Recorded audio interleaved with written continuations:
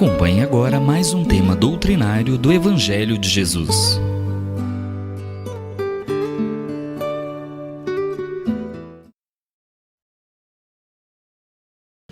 Irmãs e irmãos do grupo da Fraternidade Espírita Irmão Aniceto, boa noite a todos e muita paz.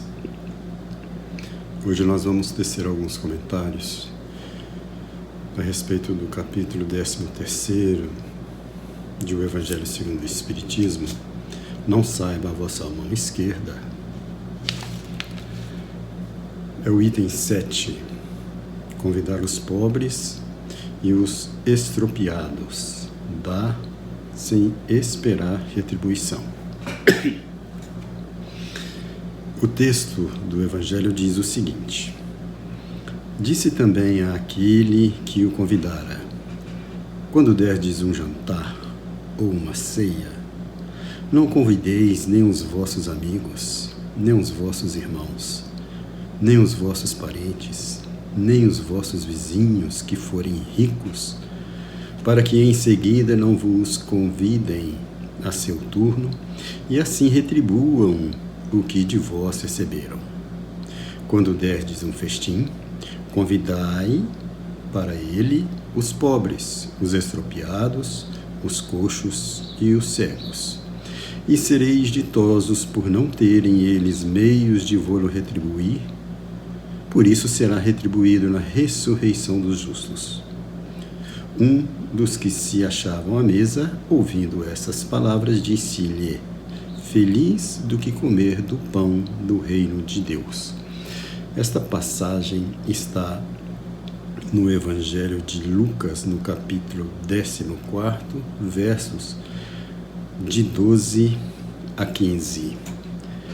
Jesus, neste ensinamento, ele nos traz uma observação bastante importante, porque o costume daquele povo era uma reunião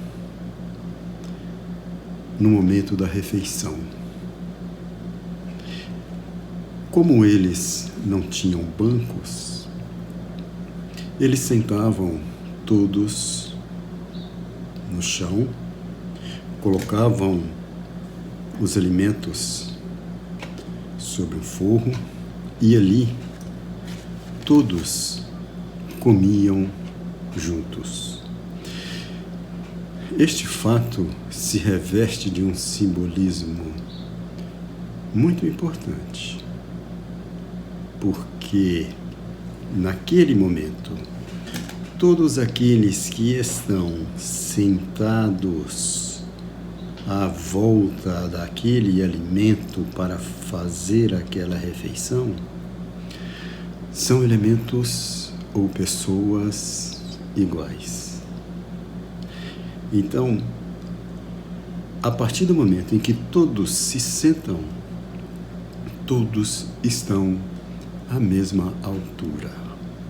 Então é por isso que Jesus, nesta passagem, fala sobre este jantar, em que as pessoas que devem estar juntas naquele momento sejam não iguais, próximos ou parentes, mas que ao adentrarem àquele ambiente, elas são pessoas iguais e assim deverão ser tratadas, porque normalmente nós tratamos muito bem aqueles que fazem parte da nossa família, aqueles que estão conosco no dia a dia, em todos os momentos, em todas as oportunidades que nós temos de sentarmos juntos à mesa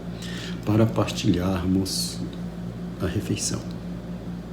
Então Jesus, nessa passagem, ele não se refere a estas pessoas, se refere a outros que não têm a oportunidade de receber esta partilha que nós estamos oferecendo. Mas é importante que saibamos que esta figura não se trata apenas de um fato para as pessoas se reunirem para alimentar, mas especialmente um convite para que a nossa espiritualidade, aquilo que nós já adquirimos, nós compartilhemos com aqueles que necessitam mais do que nós. Então, pelo aspecto espiritual, esses indivíduos em que Jesus narra nessa passagem, eles não são propriamente os pobres, os estrupiados, os coxos, fisicamente. Mas são pessoas que se encontram nessa situação em termos espirituais. Para que a gente analise muito bem isso, é importante que nós saibamos que Jesus nos ensina, quando ele assevera aos seus discípulos que não vos chamo mais de servos, porque servo não sabe o que faz ao seu Senhor. Chamo-vos amigos, porque vos revelei tudo quanto ouvi de meu Pai. É sobre esse aspecto que este elemento jantar, que aqui é revelado, que é uma reunião de indivíduos iguais, Jesus nos chama a atenção, que é exatamente para que nós revelemos àqueles que estão sentados à mesa conosco aquilo que nós já recebemos do nosso Pai.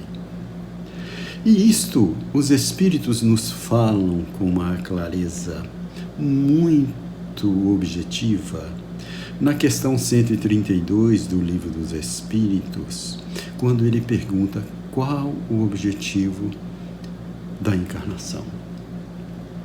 E nós sabemos que, juntamente com o trabalho, a encarnação é uma imposição da divindade para nós, pois sem ela nós não chegaremos à nossa evolução ou à nossa perfeição relativa que nós buscamos. Então os Espíritos dizem nesta resposta que a encarnação, além de outras coisas, tem o objetivo de fazer com que nós cheguemos à perfeição. Mas os Espíritos falam de outro fato assim, bastante importante, que muitas vezes nós não prestamos atenção, que o Espírito, ele se torna um instrumento para que, a fim de cumprir as ordens de Deus. E ele, então, deste modo, ele vai concorrer na obra geral, fazendo a parte que lhe cabe na obra da criação. Ou seja, a evolução, ela se processa através do relacionamento de um com o outro. Aquele que sabe mais deverá compartilhar o seu conhecimento, o seu amor e as suas atitudes com aqueles que necessitam mais. Então isso é uma obrigação de todos nós que encarnamos, porque a encarnação é o único meio que temos para nós chegarmos à perfeição. Não tem outra forma. Então, deste modo, concorrendo para o nosso progresso e concorrendo para o progresso dos nossos irmãos, nós estaremos fazendo a parte que nos cabe na obra de Deus aqui na terra. Então Deus executa a sua obra na terra através daqueles que estão dispostos a realizá-la. Então, às vezes, a gente acha que nós deveríamos ter uma missão especial. Deveríamos ter um cargo superior, termos uma tribuna brilhante para levarmos a nossa palavra, ou até uma fortuna, para que a gente pudesse servir. Então, os Espíritos nos asseveram que nós não deveremos aguardar essas grandezas para servir, porque nós deveremos servir exatamente na medida e nas condições em que nós aqui nos encontramos. Então, quando se fala de missão para nós, espíritos ainda inferiorizados nos nossos pensamentos e nas nossas atitudes, ela não quer dizer especialmente uma missão, mas de uma incumbência. É algo que nós, no plano espiritual, nos comprometemos com a espiritualidade, realizarmos e trabalharmos. Então, fazer o bem àqueles que necessitam mais que nós não é nenhuma missão. É um encargo nosso, porque nós já temos a consciência da responsabilidade como seres espirituais que nós temos de um para com o outro. Os Espíritos nos asseveram ainda que nós devemos auxiliar os infelizes fazendo o melhor que pudermos. E isso é interessante, porque às vezes nós queremos fazer muitas coisas e nós nos embaralhamos nessa situação, nos perdemos nessa situação. Mas a expectativa da divindade a respeito do nosso comportamento é que nós façamos apenas a nossa parte, o que nos cabe fazer, porque a divindade conhece a relatividade das nossas condições, das nossas possibilidades e as influências que ainda tanto nós abrimos as portas da nossa consciência, e dessa forma somos influenciados muito mais pelo plano físico do que pelo nosso objetivo espiritual. Então, deste modo, é que nós devemos fazer a nossa parte. E é isso que Deus espera de cada um de nós.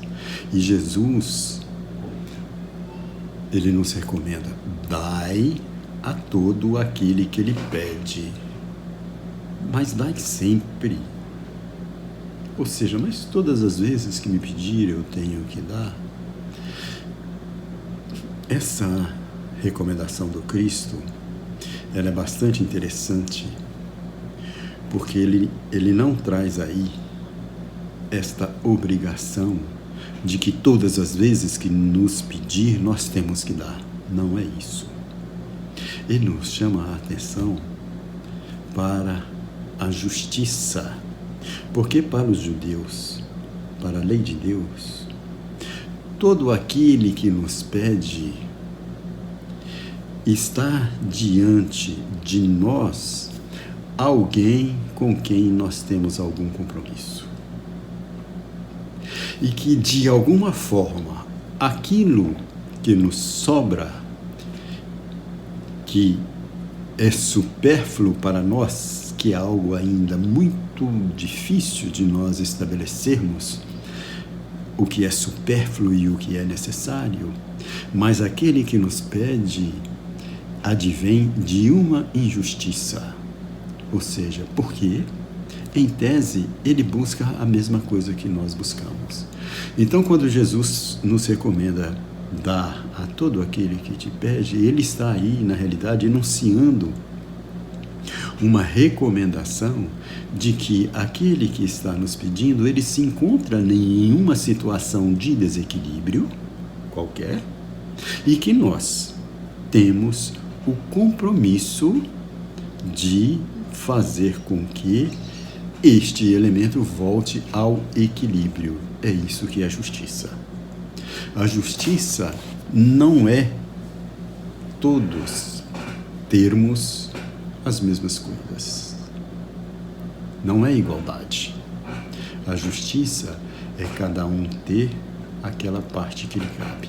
Então, este ensinamento Jesus deu em toda a sua trajetória, que é o ensinamento da partilha, de compartilhar com o outro aquilo que nós temos. Então, nesta condição de colaboradores da obra de Deus, nós somos apenas um instrumento para que isso possa acontecer. Por quê? Nada nos pertence. Se nós fizermos aqui uma comparação simples com uma usina poderosa de energia elétrica que ilumina em todo lugar, a longa distância, ela não age por si só.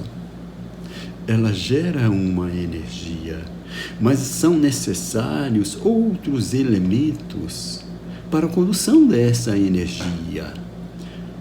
São necessários outros circuitos, são necessárias alterações de tensão, de intensidade de corrente, de transformadores e assim por diante, tudo isso que requisita a condução de energia para que ela possa chegar e acender uma lâmpada em nossa casa. Então nós somos como essa lâmpada. A energia geradora vem de Deus e passa por tantos outros elementos, por tantas outras coisas, por tantas outras pessoas que ao longo do tempo foram trabalhando estas leis de Deus, nos trazendo essas informações preciosas para a nossa edificação espiritual, para que ao chegar em nós, ela possa não só nos iluminar, como iluminar ao outro.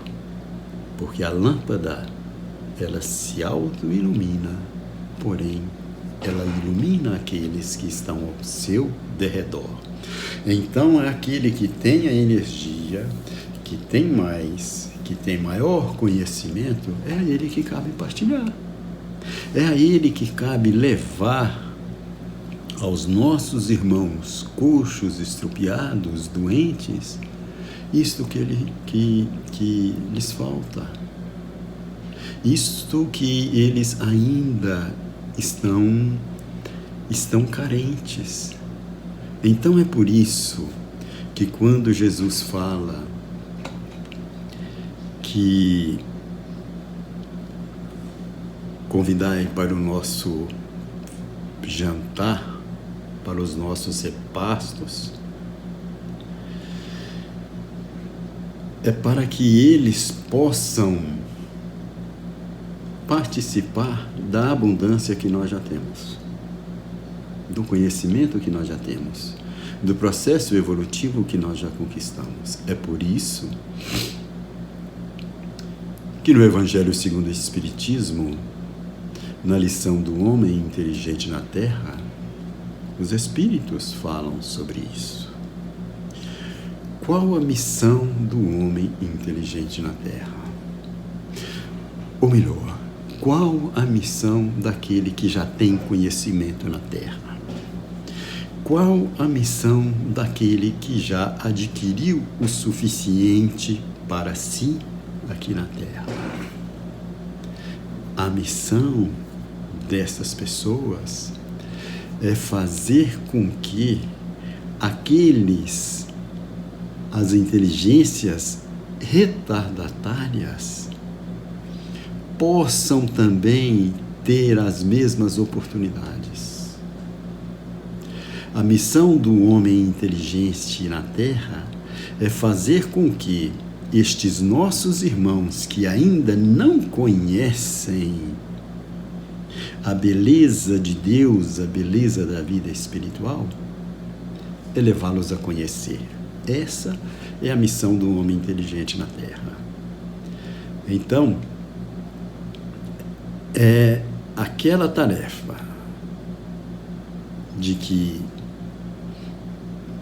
ao atendermos a necessidade daqueles que estão à nossa volta, é obrigatório nós atendermos a necessidade dos outros também.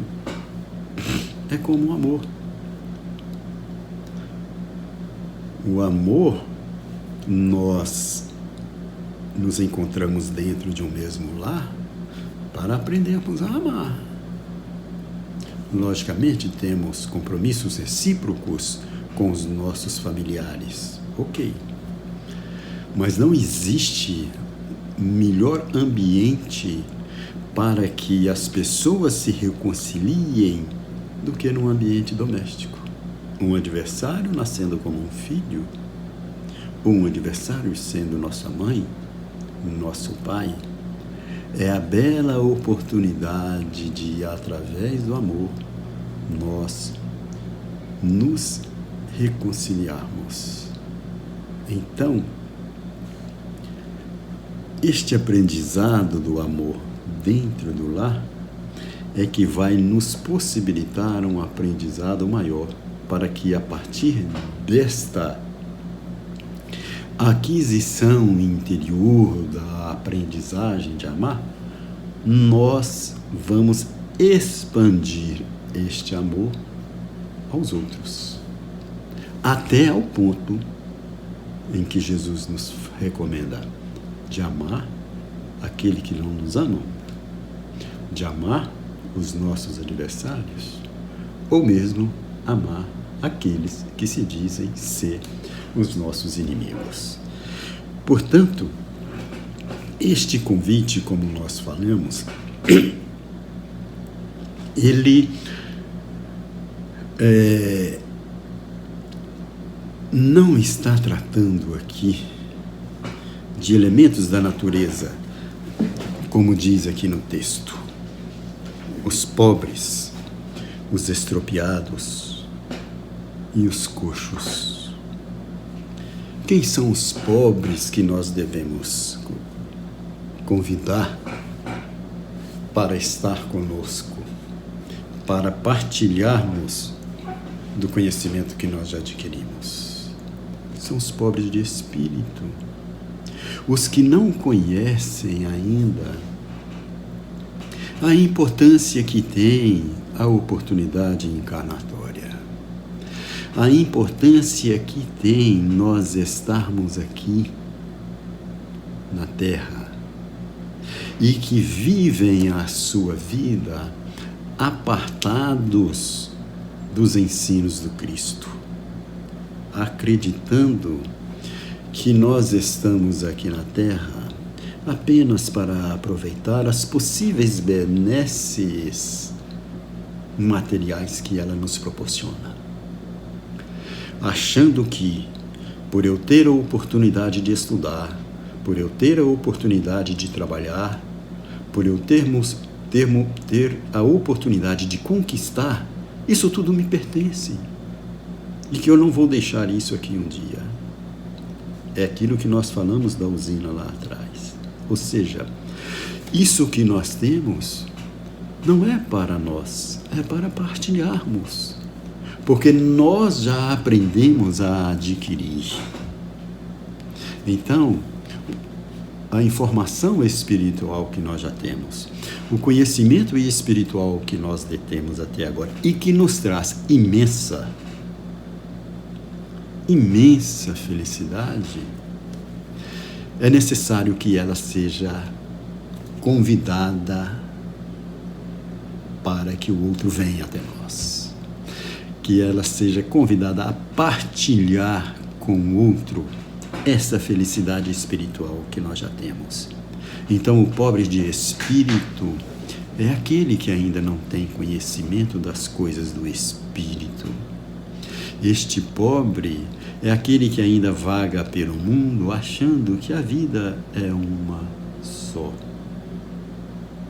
E que o nosso comportamento não determina a nossa vida futura. O que nós sabemos que é muito pelo contrário.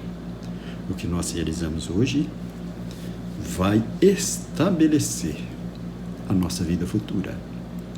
Pois o que vivemos hoje corresponde a exatamente do resultado daquilo que nós vivenciamos em nosso passado. Os estropiados, os que se encontram doentes da alma, os que se encontram influenciados por um mundo tão materialista, que não sabem ainda estabelecer a distância do espiritual para o material e viver no mundo como seres espirituais, mas na matéria. Jesus nos recomenda isso. Nós temos que viver no mundo do jeito que o mundo é, com todos esses problemas. Mas nós somos seres imortais. Se somos imortais, o nosso espírito permanecerá vivo e ele trará toda a consequência dos nossos comportamentos. Os coxos que levam a vida mancando na dúvida, na incerteza, em algum momento acreditando, em outro desacreditando, em algum momento se enchendo de motivação, mas que rapidamente desanima, porque não consegue suportar a realidade de que é viver a vida espiritual, a realidade que é de sermos corretos, de sermos éticos, e então ele cocheia, ele falha, ele falta. E também os cegos. Quais os cegos que devemos convidar? Aqueles que não conhecem o Cristo. Aqueles que realmente não enxergam outra coisa a não ser apenas esse mundo que nos influencia e busca tirar deste mundo toda a sua felicidade, se esquecendo de que esta felicidade é uma felicidade efêmera, passageira, que não vê a realidade do mundo espiritual, que não vê as possibilidades que esse mundo nos oferece para que nós possamos construir uma identidade espiritual que nos leva a Cristo, que nos leva ao Pai. E se encontram cegos, batendo cabeças em um lugar, em outro, buscando seguir aquilo que lhe convém, que momentaneamente lhe satisfaz, porém não lhe possibilita a felicidade que ele busca. Então são esses elementos que devemos convidar para o nosso repasto, para o nosso jantar, porque eles são iguais a nós, são filhos do mesmo Pai e merecem de nós todo amor e todo respeito. É isto que Jesus nos ensina. Muita paz a todos.